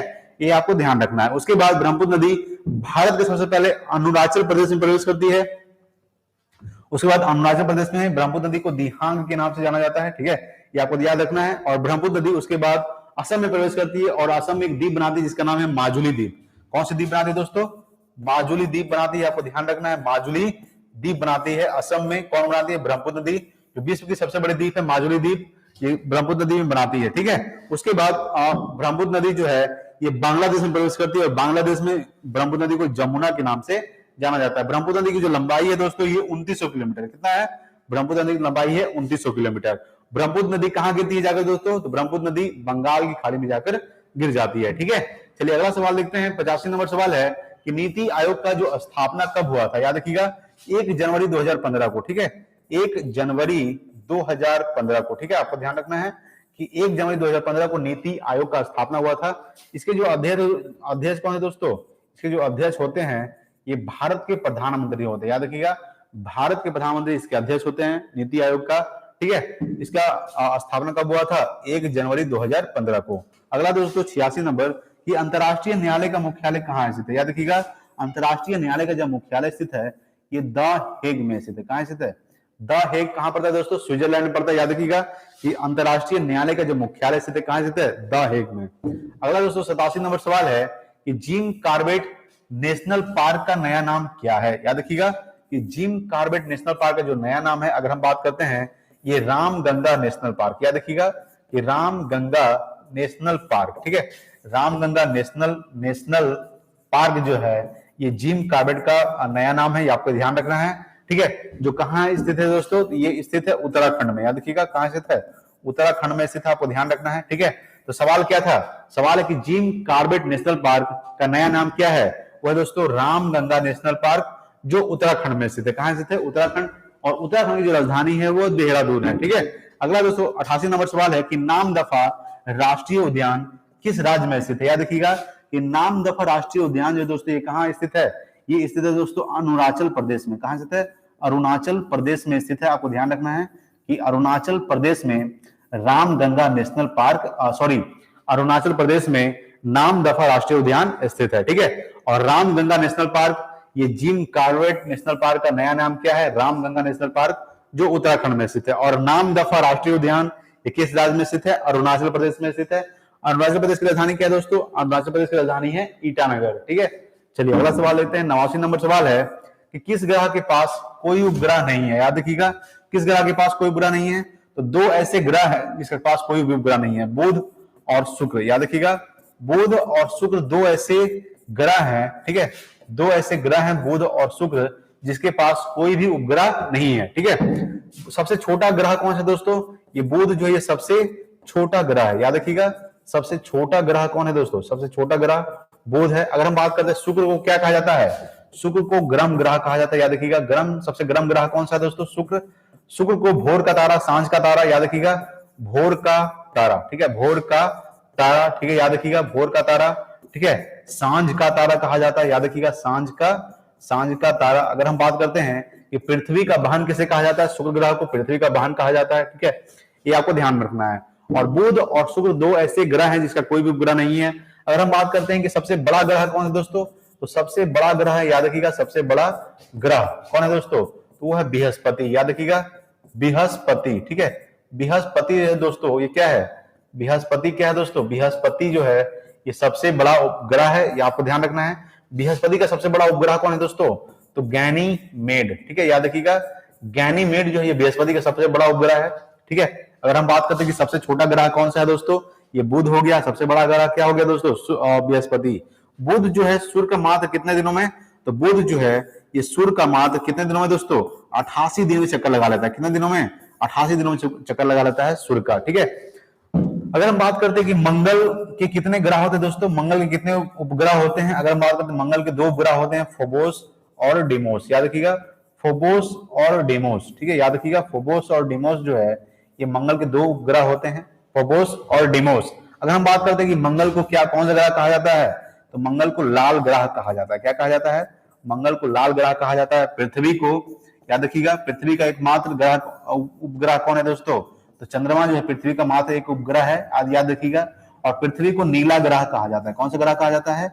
नीला ग्रह कहा जाता है पृथ्वी को। ठीक है, ये आपको ध्यान में रखना है। चलिए अगला सवाल देखते हैं। 90 नंबर सवाल क्या है कि प्रकाश वर्ष किसका मात्रक है। याद रखिए दोस्तों, प्रकाश वर्ष जो है ये दूरी का मात्रक किसका है। प्रकाश वर्ष जो है ये दूरी का मात्रक है, ये आपको ध्यान रखना है। प्रकाश वर्ष किसका मात्रक है, प्रकाश वर्ष दूरी का मात्रक है। चलिए अगला सवाल देखते हैं। अगला सवाल है 91 नंबर सवाल है कि ग्रहों की गति के नियम के प्रतिपादक कौन है। याद रखिएगा केपलर। ठीक है, केपलर है दोस्तों, याद रखिएगा केपलर जो है ये ग्रहों की गति के नियम के प्रतिपादक है केपलर। अगला दोस्तों 92 नंबर सवाल है कि विश्व जनसंख्या दिवस कब मनाया जाता है। याद रखिएगा 11 जुलाई को। ठीक है, 11 जुलाई को, 11 जुलाई को विश्व जनसंख्या दिवस मनाया जाता है। आपको ध्यान रखना है कि विश्व जनसंख्या दिवस कब मनाया जाता है, 11 जुलाई को विश्व जनसंख्या दिवस मनाया जाता है। अगला दोस्तों 92 नंबर सवाल, 93 नंबर सवाल देखेंगे कि हर्षचरित, ठीक है, हर्षचरित के लेखक कौन है। याद रखिएगा बार्नभट्ट। बार्नभट्ट जो है दोस्तों, बार्नभट्ट जो है, याद रखिएगा बार्नभट्ट जो है दोस्तों, ये क्या है, बार्नभट्ट जो है ये क्या है, ये हर्षचरित के लेखक है बार्नभट्ट। अगला दोस्तों 94 नंबर सवाल है कि किस नदी को दक्षिण गंगा कहा जाता है। याद रखिएगा गोदावरी नदी को। ठीक है, गोदावरी नदी को दक्षिण गंगा या फिर वृद्ध गंगा भी कहा जाता है, गोदावरी नदी को। ठीक है, याद रखिएगा कि गोदावरी नदी को दक्षिण गंगा या फिर वृद्ध गंगा कहा जाता है। गोदावरी नदी की जो लंबाई है ये 1465 किलोमीटर, कितना है दोस्तों, 1465 किलोमीटर गोदावरी नदी की लंबाई। गोदावरी नदी कहां से निकलती है, तो गोदावरी नदी जो है ये महाराष्ट्र के नासिक के त्रिम्बकम से निकलती है। कहां से निकलती है, महाराष्ट्र के नासिक के त्रिम्बकम से गोदावरी नदी निकलती है। ठीक है, अगर हम बात करते हैं गोदावरी नदी किस शहर के किनारे बसा हुआ है, तो ये दोस्तों गोदावरी नदी किनारे कौन सा शहर बसा हुआ है, ये है नासिक। याद रखिएगा। ठीक है, अगला देखते हैं दोस्तों 95 नंबर सवाल। ठीक है, 95 नंबर सवाल है दोस्तों आपके सामने।